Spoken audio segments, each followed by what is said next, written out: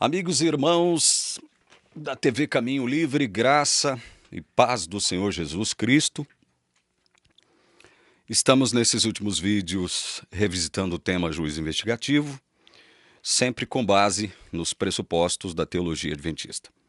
Nesse vídeo, nós vamos de novo, mais uma vez, falarmos sobre um posicionamento teológico da Igreja Adventista que produz não elucidação de um texto, não uma interpretação verídica, uma interpretação bíblica, contextualizada do texto, mas um equívoco interpretativo enorme e que vai produzir subsequentemente enormes embaraços teológicos para a teologia adventista, que vão culminar no pressuposto do juízo investigativo, iniciando-se em 22 de outubro de 1844. Então vamos lá? Eu peço que você abra a sua Bíblia em Daniel 8, versículos 8 e 9, nós vamos ler primeiro. Eu peço que você tenha paciência, porque esse é um tema que eu vou apresentar agora, é um tema onde os detalhes farão muita diferença na interpretação, na forma como a gente vai entender aquilo que o autor e, consequentemente, o texto bíblico quer transmitir a todos nós que estamos lendo esse texto hoje, em pleno século XXI, ok? Uma observação, eu vou lançar mão aqui de uma, duas, três, 4 traduções, tá? Por que não dizer 5? 5 traduções. Só para a gente deixar bem claro que o nosso propósito aqui não é simplesmente de confrontar uma interpretação adventista sobre um determinado texto. Nosso propósito é elucidar. Nosso propósito é tornar claro o significado do texto, certo? Nosso propósito não é confundir. Confusão, aliás, é o que afirma a teologia adventista com relação ao texto na língua hebraica. Porque o capítulo 8, do capítulo 8 até o capítulo 12, que é o último capítulo do livro de Daniel, aceito como canônicos, né? O texto está em hebraico, certo? Isso significa que esses capítulos no hebraico foram direcionados para o povo de Israel, para o povo judeu. Então vamos ler como introdução o cerne da questão. Eu vou ler primeiro na Nova Almeida Atualizada, versos 8 e 9. O bode se engrandeceu cada vez mais. Porém, quando estava no auge do seu poder, o seu grande chifre foi quebrado. E em seu lugar saíram 4 chifres bem visíveis que cresceram na direção dos 4 ventos do céu. Verso 9, e é aqui no verso 9 que o negócio vai complicar, porque aí a igreja vai fazer uma interpretação, como nós veremos, muito confusa, tá? Muito confusa. Mas vamos ler o verso 9 na Nova Almeida Atualizada. Depois eu quero ler esse mesmo verso 9 em 4 outras traduções. Verso 9. De um dos chifres saiu um chifre pequeno. Fiquemos só até aqui, porque o que nos interessa é isso. De um dos chifres saiu um chifre pequeno.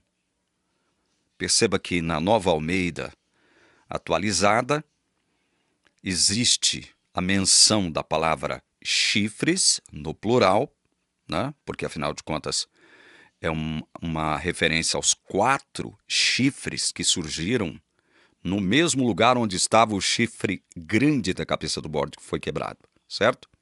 Chifres no plural, em referência aos 4 chifres.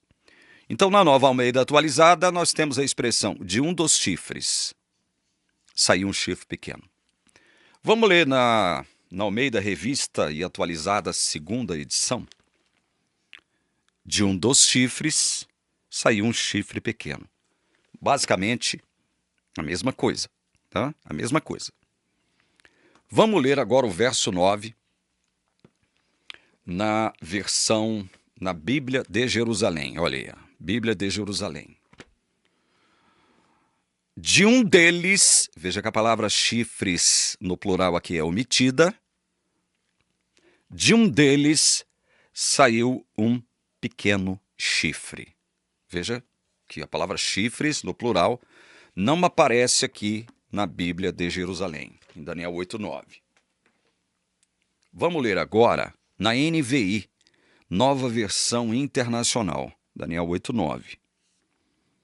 De um deles saiu um pequeno chifre. Também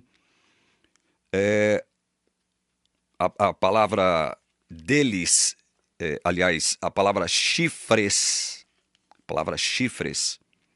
no plural não aparece aqui no versículo 9 da Nova Versão Internacional, certo?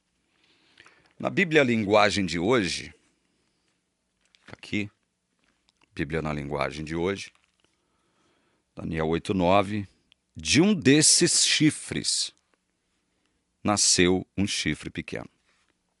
De um desses chifres nasceu um chifre pequeno. Então você percebe que em algumas traduções a palavra chifres no plural não aparece. Em outras traduções, como no caso aqui da Nova Almeida atualizada e na Revista Atualizada segunda edição, aparece de um dos chifres. Eu estou aqui com a minha Bíblia hebraica e eu posso dizer para vocês uma coisa. Na Bíblia hebraica aparece a palavra keren. Keren. Ela aparece 2 vezes no verso 9 de Daniel 8. Na Bíblia hebraica, preste atenção no que eu estou falando. Na Bíblia hebraica, a palavra aparece 2 vezes, ou seja, keren. Então quer dizer que, segundo a Bíblia hebraica, o que é mais interessante ser observado aqui é que essas traduções, como a Nova Almeida Atualizada, Almeida Revista Atualizada segunda edição, bem como até a Bíblia na linguagem de hoje, de um desses chifres, são mais confiáveis nós buscarmos o entendimento do texto. Eu me esqueci de me reportar a uma tradução que eu tenho buscado muito utilizá-la aqui, que é a NVT, Nova Versão Transformadora. Eu me esqueci dessa tradução da Bíblia que eu tenho aqui, e eu gosto muito dela porque ela esclarece muitos textos que em outras traduções nos parecem muito obscuros, né? Com sentido ou significado muito obscuro. Vamos então na NVT averiguarmos aqui, checarmos o verso 9 de Daniel 8. Então, de um dos chifres proeminentes surgiu um pequeno chifre. Então, de um dos chifres proeminentes. Então, quer dizer que a NVT, até a NVT, ela coloca a palavra chifres aqui no texto. Ela apresenta a palavra chifres no texto. Então, vejam, nós temos 2 palavras apresentadas nesse versículo. Chifres, no plural, e a outra, chifre pequeno, né? No singular, certo? Coincidindo com o texto em hebraico. Porque keren aparece 2 vezes aqui, no versículo 9 da minha Bíblia hebraica, que, como vocês podem observar, olha aí, ó, tá toda rabiscadinha, tal, marcada. Por que isso? Por que eu faço questão de estar mostrando para vocês essas traduções? Para que vocês entendam o posicionamento postulado da Igreja Adventista sobre o verso 9, tá? Certo? Porque é a partir daqui que o engano começa a ser construído, o engano interpretativo, o erro interpretativo começa a ser construído. Mas então vamos procurar, veja, fazer uma interpretação, fazer uma análise um pouco mais acurada disso. Vamos lá. O verso 8 está falando de um bode. Que bode é esse? Daniel 8:21 está dizendo, o bode peludo é o rei da Grécia. Então, o bode é um tipo do Império Greco-Macedônico. E o chifre grande entre os olhos é o primeiro rei. Aquele chifre grande entre os olhos que foi quebrado, né? É o quê? O primeiro rei. Tipo de quem? Alexandre o Grande. Certo? Então, quando o chifre grande, que estava entre os olhos, da cabeça do bode, não percam isso de vista, foi quebrado, o verso 8 está dizendo, em seu lugar do chifre grande que foi quebrado, saíram 4 chifres bem visíveis que cresceram na direção dos 4 ventos do céu. Então, o chifre grande estava aqui entre os olhos, ele foi quebrado. No lugar onde o chifre grande estava, ou seja, na cabeça do bode grego, a gente tem que frisar isso, surgiram 4 chifres. E aí, nos é dito também no final do verso 8, que esses 4 chifres que surgiram onde estava o chifre quebrado, na cabeça do bode, ou seja, no Império Greco-Macedônico, eles cresceram para os 4 ventos do céu. Cresceram. 4 chifres crescendo para os 4 ventos do céu. Só que de um desses chifres, está dizendo o texto em português, com o qual vai concordar a Bíblia hebraica, eu acabei de mostrar para vocês aqui, não convém nem mostrar, porque são poucas as pessoas que têm um entendimento de hebraico, mas a palavra chifres aparece 2 vezes aqui, chifres, aqui na Bíblia hebraica, no verso 9. Então, segundo o texto em português, de um dos chifres sai um chifre pequeno. De um desses chifres que cresceram para os 4 ventos do céu, sai um pequeno chifre. Muito bem. Vamos analisar agora o postulado adventista, que diz que, analisando a gramática hebraica, de conformidade com que ela está posta aqui na Bíblia hebraica, essa gramática se torna problemática e produzirá uma interpretação confusa, segundo esse teólogo aqui, William Shea, no livro Interpretação Profética, página 1. É um livro adventista, tá? Produzido aqui pelo UNASP. Olha, vocês podem ver aí, ó. Tá aí o carimbo, né? A logo do UNASP, certo? Página 57. Preste atenção no que eu vou ler aqui, que é a explicação da teologia adventista para a expressão que consta aqui no versículo 9, segundo algumas traduções. Eu mostrei para vocês. Algumas traduções não aparece a palavra chifres no plural. Só aparece a expressão de um deles, certo? Então, o teólogo, ele prefere comentar com base nas traduções onde aparece o quê, ó? Tá vendo aí? De um deles. Ele vai comentar essas traduções que expressam o quê? De um deles, e não a palavra chifres, de um dos chifres. Mas ele prefere trabalhar em cima dessas traduções onde não aparece a palavra chifres no plural. Então vamos lá, escutem com atenção isso aqui, é importante. No hebraico, esta frase apresenta confusão de gênero. A palavra para um deles, ou melhor, a palavra para deles, hem, é masculina. Isto indica que, gramaticalmente, o antecedente é ventos. e não chifres, sendo que ventos pode ser masculino ou feminino, mas chifres somente feminino. Por outro lado, a palavra para ahat, é feminina, sugerindo chifres como o antecedente.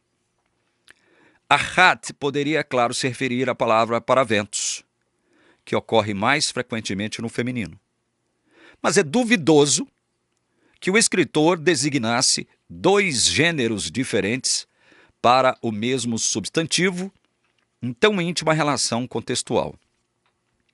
Veja, o teólogo aqui, ele está colocando em xeque esta possibilidade de o escritor, no caso o próprio Daniel, né, ter colocado aqui o quê?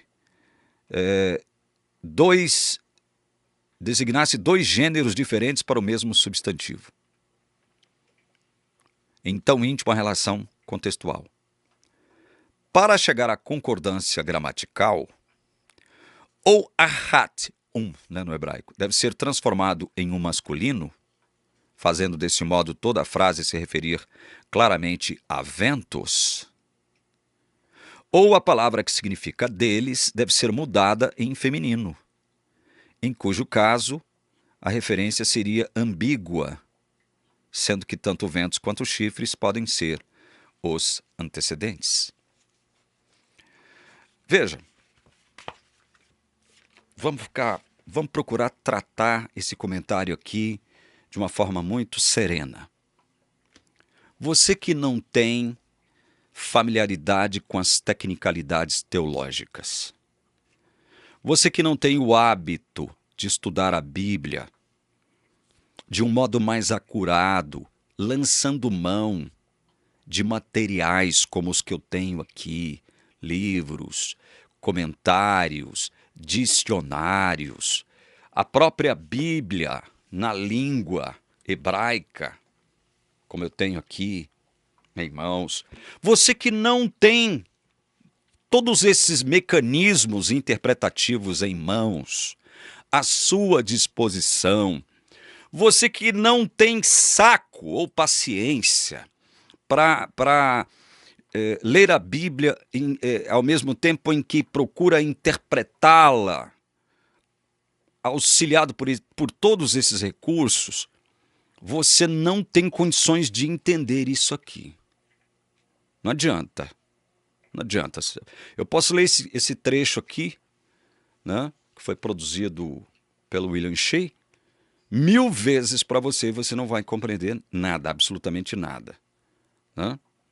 Substantivo, pronome, substantivo feminino, substantivo masculino, pronome masculino, pronome feminino, gramática, sintaxe, semântica, hebraica. Então, assim, o próprio comentarista, o próprio teólogo diz que no hebraico esta frase apresenta confusão de gênero.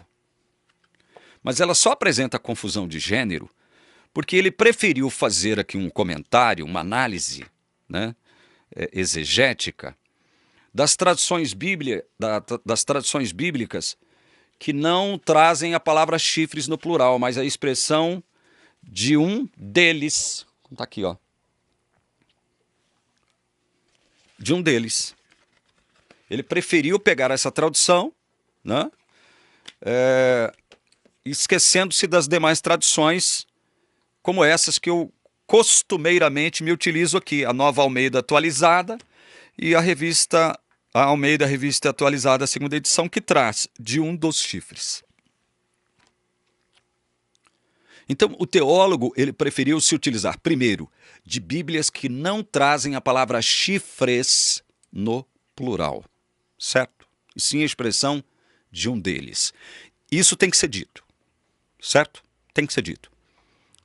Então, veja, nós temos uma Bíblia que está na nossa língua e que, se o português adotado aqui, nessa tradução, não corresponder com a intenção do escritor e do anjo que revelou ao escritor esses fatos, que foram descritos em visão para o profeta Daniel, se o nosso texto em português não corresponder à intenção tanto do anjo, quanto do autor, quanto do próprio texto, é simples, pega a sua Bíblia e joga fora, irmão. Ou então pega o livro de Daniel e joga fora, porque você não entende, você não é possível, não é passível de compreensão na nossa língua. Né? Vai dizer aí o teólogo, no hebraico, esta frase, de um deles, né, apresenta confusão de gênero. Ok. E as demais traduções que apresentam uma frase de um dos chifres? Se você utilizar essas traduções, qual seria o seu comentário? Eu queria perguntar para o doutor William Shea. Qual seria que tipo de análise? Né? Hermenêutica, exegética, sintática, gramatical, linguística, contextual, histórica, você faria? Se você pega essa versão que eu estou utilizando, de um dos chifres saiu um chifre pequeno, para poder fazer a interpretação do texto. Será que você não poderia chegar a uma conclusão lógica segundo o próprio texto bíblico? Então vamos lá. Vamos lá. Em síntese, o que vai dizer a teologia? Não. O chifre pequeno não saiu de um dos 4 chifres da cabeça do bode. Não saiu de um dos 4 chifres. O chifre pequeno saiu de um dos 4 ventos. Saiu de um dos 4 ventos, não dos 4 chifres. É isso que vai dizer a teologia adventista. Como se isso fosse alterar o produto final, o significado, o sentido final e absoluto daquilo que o texto quer dizer. E eu mostro para vocês mais uma vez que não muda. Não muda o sentido, o significado. Se eu disser, não, o chifre pequeno saiu de um dos chifres, um dos 4. Ou se eu disser, não, o chifre pequeno saiu de um dos ventos. Não muda o sentido, não muda o significado daquilo que o texto quer nos transmitir. Por que não muda? Por que não muda? Vou mostrar um outro texto para vocês e depois vou explicar por que não muda. Abram em Daniel, capítulo 11. Veja por que é importante você ser imparcial quando você procura elucidar um texto. Estamos em Daniel. Para explicar Daniel 8, nós temos Daniel 9, Daniel 10, Daniel 11, Daniel 12. Para explicar Daniel 8, nós temos aqui 4 capítulos, 9, 10, 11 e 12. Para nos ajudar a interpretar Daniel 8. Não só Daniel 8, bem como Daniel de um modo geral, e também Daniel 7. Né? Mas eu estou levando em consideração o contexto daniélico. O contexto do livro de Daniel. Então vamos para Daniel 11? Aqui em Daniel 11, descrevendo de modo bem sucinto, bem resumido, o que foi visto ali nos versos 8 e 9, está dito o seguinte aqui em Daniel 11, a partir do verso... Vamos ler o 2 para contextualizar. Agora eu vou lhe dizer a verdade. Eis que ainda 3 reis se levantarão na Pérsia, e o quarto será muito mais rico do que todos eles. Fortalecido por suas riquezas, instigará todos contra o reino da Grécia. Pérsia, instigando todos contra Grécia. Verso 3. Depois se levantará um rei poderoso, que reinará com grande domínio e fará o que quiser. Alexandre o Grande. 4. Mas no auge do seu poder, não foi isso aqui que foi dito, lá no verso 8, acerca do bode, que segundo o versículo 21 de Daniel 8, é um símbolo, é um tipo da Grécia? Não foi dito isso aqui, no auge do seu poder? O seu reino será quebrado, veja, o seu reino será quebrado. Lá em Daniel 8:8, não aparece a palavra reino, aparece a palavra chifre grande. Chifre grande. O seu reino será quebrado. Lá em Daniel 8:8, chifre grande. e repartido, olha, o seu reino será quebrado e repartido para o quê? Para os quatro ventos do céu. O seu reino, o reino de Alexandre, né? Será quebrado e repartido para os quatro ventos do céu. Veja que aqui em Daniel 11, a palavra chifres não aparece. Nem chifre, nem chifres aparecem aqui, certo? Será quebrado e repartido para os quatro ventos do céu, mas não para a sua posteridade. Olha isso aqui, nem com o mesmo poder com que ele, Alexandre, reinou, porque o seu reino será arrancado e passará a outros fora de seus descendentes. Veja que o que está descrito aqui acerca do grande poderio de Alexandre o Grande sobre o Império Greco-Macedônico nos é dito lá, de outros modos, lá em Daniel 8, 8 e 9. Só que aqui não aparece a palavra chifre ou chifres acerca do reino de Alexandre, que é o quê? Quebrado. Então, quando Alexandre morre, o seu reino é dividido para quatro de seus principais generais. Quatro de seus principais generais.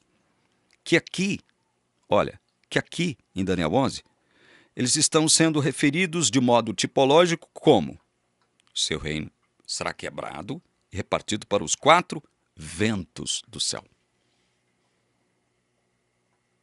Para os quatro ventos do céu.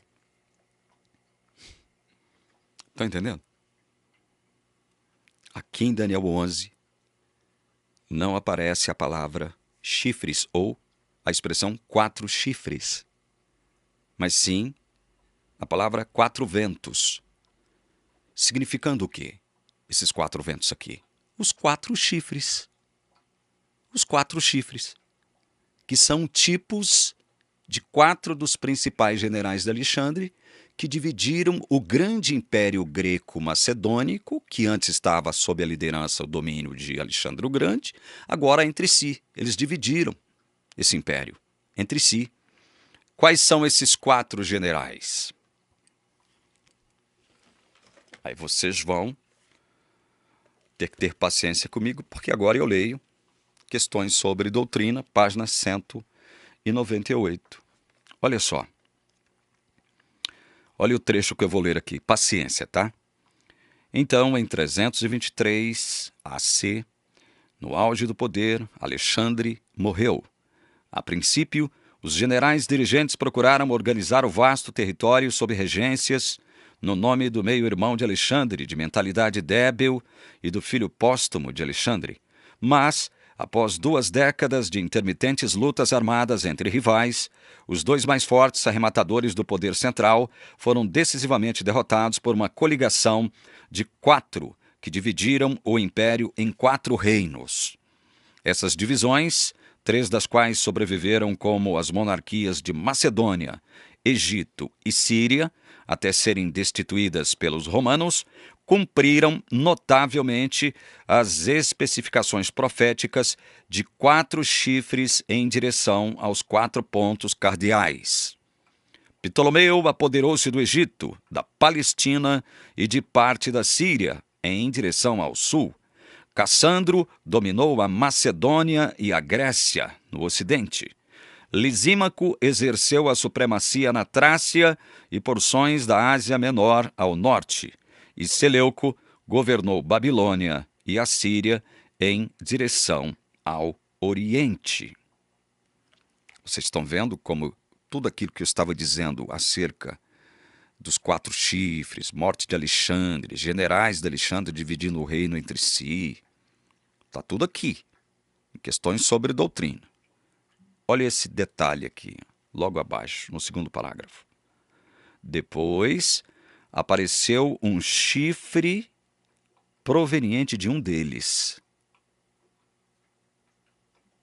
E diferente dos 4 chifres anteriores do bode. Vou ler de novo. 198. Depois apareceu um chifre proveniente de um deles. Deles quem? Deles quem? Desses 4 generais mencionados aqui, que dividiram o reino entre si. De um deles, desses 4, é que surgiu o quê? Um chifre pequeno. Como nos informa Daniel 8:9 na nossa versão, em português, Almeida atualizada, Revista atualizada, segunda edição, nova versão transformadora, Bíblia na linguagem de hoje. Como nos informa a Bíblia no nosso velho e bom português.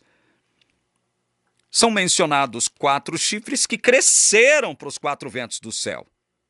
Aí o verso 9 está dizendo, de um deles, pode ser de um dos chifres, pode ser de um dos ventos. Por quê? Porque os 4 chifres cresceram para os 4 ventos.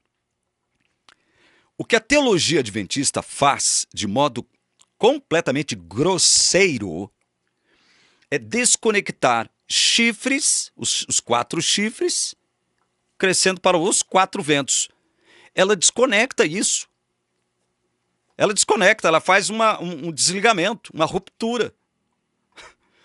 Se esquecendo que em Daniel 11, falando de modo simbólico, quando Alexandre morre, o seu reino será repartido para os 4 ventos, diz ali o texto de forma simbólica, para os 4 ventos do céu.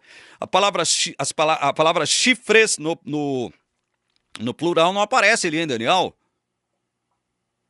Por que não aparece? Porque não precisa, não é necessário. Em Daniel 8:8 já foi dito, os 4 chifres que surgiram na cabeça do bode, que era a Grécia, no lugar de Alexandre que morreu, o grande chifre, eles surgiram da cabeça do bode. E de um deles, desses chifres que cresceram para os 4 ventos, de um deles é que surge um pequeno chifre.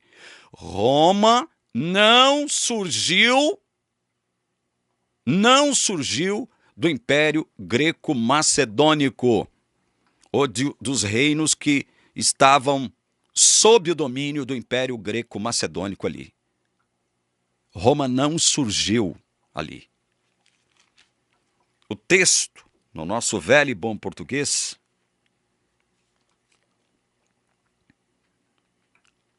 diz assim, acerca do chifre pequeno, suas ações, né, relacionadas aos 4 chifres que surgiram na cabeça do bode, no lugar do chifre grande e tal. Quando se aproximar o fim desses reinos e as transgressões tiverem chegado ao máximo, surgirá um rei cruel e mestre em intrigas. Surgirá. A palavra surgirá aqui indica que este chifre pequeno, ele surgiria nesta ocasião histórica, temporal.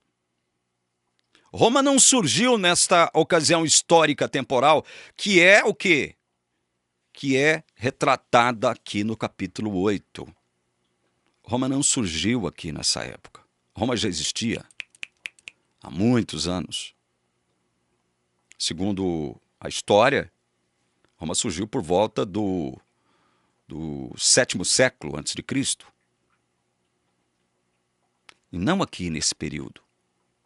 Roma não surgiu, ela não apareceu nesse contexto histórico-temporal aqui. Vocês entendem? Vocês estão entendendo? Então, não adianta a teologia adventista chegar aqui no verso 9 e dizer, como diz aqui o William Shea, que faz uma análise exegética de um texto que se encontra em algumas traduções. Em algumas traduções, mas não em todas. De um deles. Por que ele também não fez uma análise exegética de traduções que expressam de um dos chifres? Por que ele não fez uma análise? Custaria fazer uma análise? Não pode ser chifre, vai dizer a teologia adventista. Então, se não é chifre, é Roma. O chifre pequeno é Roma. Aí, um outro detalhe que escapa aos olhos não tão atentos assim da teologia adventista. Detalhe. Detalhes são importantes quando a gente busca a verdade.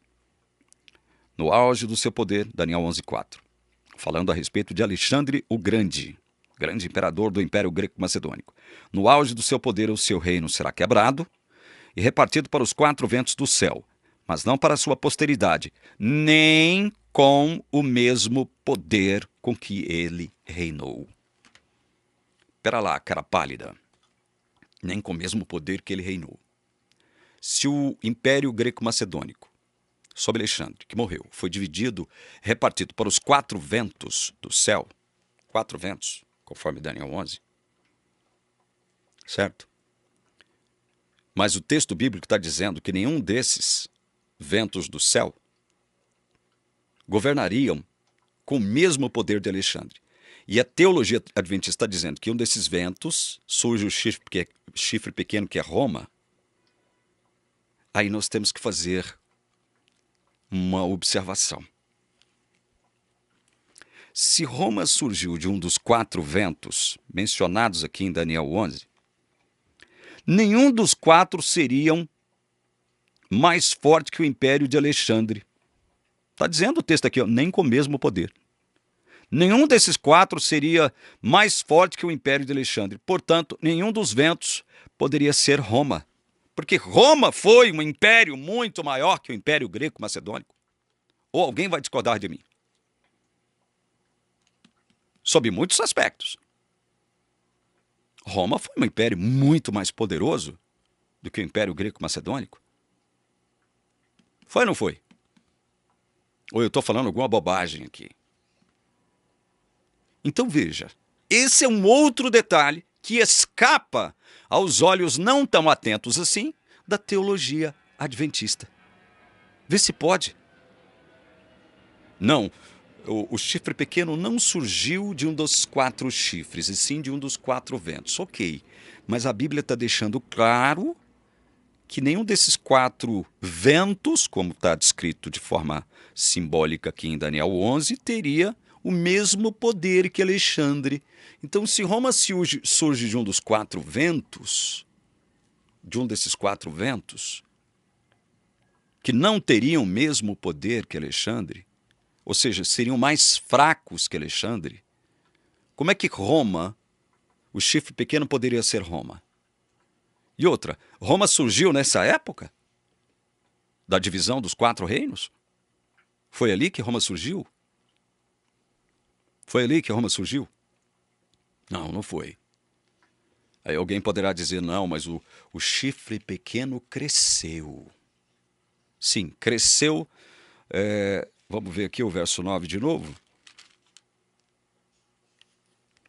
De um dos chifres saiu um chifre pequeno que se engrandeceu na direção do sul, leste e terra gloriosa. Quer dizer que Roma só cresceu para essas 3 direções aqui, sul, leste e para a terra gloriosa. O que é a terra gloriosa aqui, senão a Judéia, especialmente Jerusalém? Quer dizer que Roma não cresceu para o norte, muito menos para o ocidente, onde Roma cresceu e cresceu muito. Quem estuda um pouquinho de história, minimamente, como é meu caso, vai saber disso. Então quer dizer que Roma só cresceu para o sul, para o leste e ali para a região da Terra Gloriosa? Outra coisa que é dito acerca do chifre pequeno e que não condiz com Roma. Verso 23, Daniel 8. Quando se aproximar o fim desses reinos e as transgressões tiverem chegado ao máximo, surgirá um rei cruel e mestre em intrigas. Se esse rei cruel aqui, que é o chifre pequeno, é um símbolo de Roma, nós poderíamos caracterizar Roma sempre como um império cruel e mestre em intrigas? Poderíamos caracterizar Roma assim? Só os imbecis fariam isso. E o verso 24. Grande será o seu poder. Está falando acerca do pequeno chifre. Grande será o seu poder, mas não por sua própria força. Podemos dizer isso do Império Romano? Que possuiu grande poder, mas não por sua própria força? Poderíamos dizer isso do Império Romano? Quem que poderia dizer isso do Império Romano? Quem? Então, meus queridos, se Daniel capítulo 8 retrata esse chifre que saiu de um dos chifres ou de um dos quatro ventos como pequeno chifre que se engrandeceu, que teria grande poder, mas não por sua própria força, você não pode simplesmente, de forma arbitrária, contrário a tudo que está aqui no contexto, dizer que esse chifre pequeno é Roma. Porque o que Roma fez com o templo no ano 70 se assemelha aos atos profanatórios do chifre pequeno descritos aqui no capítulo 8. Nós já tratamos muito disso aqui. Muito. A profecia de Daniel 8, que trata das profanações do chifre pequeno sobre o povo de Israel, sobre o exército que cuidava do templo, sobre os sacerdotes levitas, sumos sacerdotes, matando, oprimindo, retirando a liberdade de culto do povo, suprimindo o tamide, estabelecendo uma abominação desoladora no lugar do tamide. Roma só cumpriu parte disso, que foi quando ela adentrou o território sagrado do templo e destruiu o templo, assim bem como a cidade, no ano 70. Só isso. Então, esta profecia de Daniel 8, ela não se cumpre cabalmente em Roma, até porque está dito o seguinte, que no final das 2.300 tardes e manhãs, que a Igreja Adventista interpreta como sendo 2.300 anos, que teriam começado em 457 e terminado em 22 de outubro de 1844, segundo o texto profético, o chifre pequeno, no caso Roma, pagã e papal, teria que ser destruído. Porque é o que está dito aqui acerca do chifre pequeno, que a igreja interpreta como Roma. 25. Por sua astúcia fará prosperar o engano. No seu coração ele se engrandecerá. Interessante, né? Sempre se referindo a um indivíduo, a uma pessoa. Ele, pronome pessoal masculino, né? No seu coração ele se engrandecerá e destruirá muitos que vivem despreocupadamente. Ele, mais uma vez ele, se levantará contra o príncipe dos príncipes, mas será destruído sem intervenção humana. Podemos dizer isso de Roma? Tanto pagã quanto papal? O que dizem vocês? Então veja, fazer uma afirmação arbitrária simplesmente porque há uma confusão, segundo o que William Shea declara aqui. No hebraico, esta frase de um deles, né, apresenta confusão de gênero.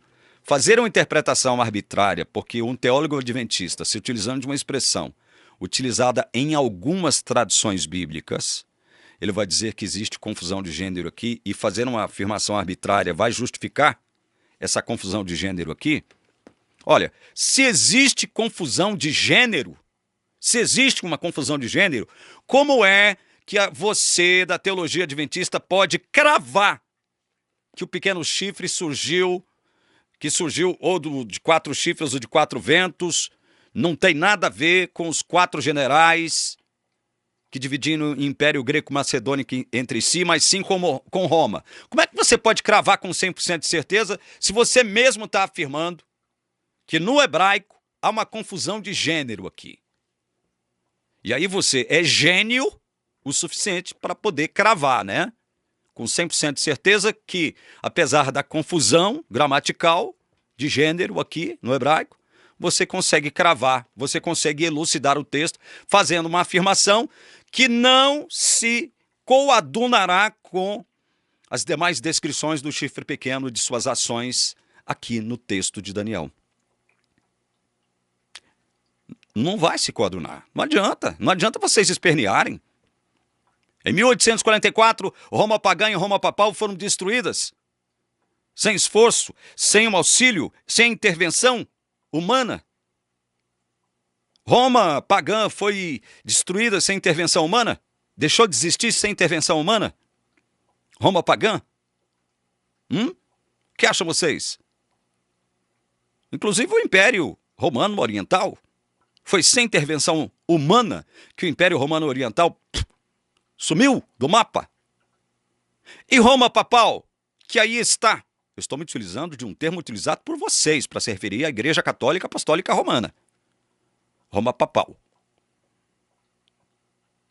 E aí?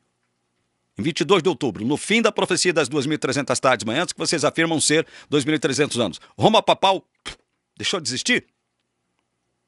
Aconteceu alguma coisa em 22 de outubro de 1844 com Roma pagã? Aliás, com Roma Papal? Porque Roma pagã já não existia mais? Aconteceu alguma coisa com Roma Papal em 22 de outubro de 1844? A Igreja Católica Apostólica Romana renunciou aos seus dogmas, que, segundo vocês, tornaram um suposto ministério de Cristo num suposto lugar santo do santuário celestial inoperante, ineficaz. Ou seja, a Roma Papal teria tanto poder, mas tanto poder que tornaria ineficaz o ministério do próprio Cristo num suposto lugar santo do santuário celestial. É impressionante isso, impressionante. Inclusive foi nessa época que vocês estão dizendo que esse suposto ministério de Cristo, nesse suposto lugar santo, foi nessa mesma época que surgiu a Reforma Protestante. A luz do Evangelho brilhou com mais força e mais clareza. Aí vem vocês e diz, né, que Roma Papal aprontou tanto, perseguiu tanto o povo crente verdadeiro de Deus, que tornou ineficaz, inoperante e ineficaz o suposto ministério de Cristo no suposto lugar santo do santuário celestial. Vocês são patéticos. Vocês da teologia adventista são ridículos. Vocês trabalham sobre o nada. Vocês se fundamentam sobre o nada. Vocês não têm autoridade. Não têm autoridade teológica para fazerem o que vocês fazem com a palavra de Deus. Vocês não têm. Nós voltamos no próximo vídeo, se assim Deus nos permitir, aqui na TV Caminho Livre. Espero que você tenha entendido pelo menos um pouco desse imbróglio, dessa confusão, termo utilizado pelo próprio teólogo adventista aqui, né, para poder explicar um texto no hebraico. Bom, se o texto é confuso no hebraico, como é que ele pode cravar 100% uma interpretação? Meu Deus do céu, impressionante. Que Deus te abençoe e te guarde em nome de Jesus. Amém.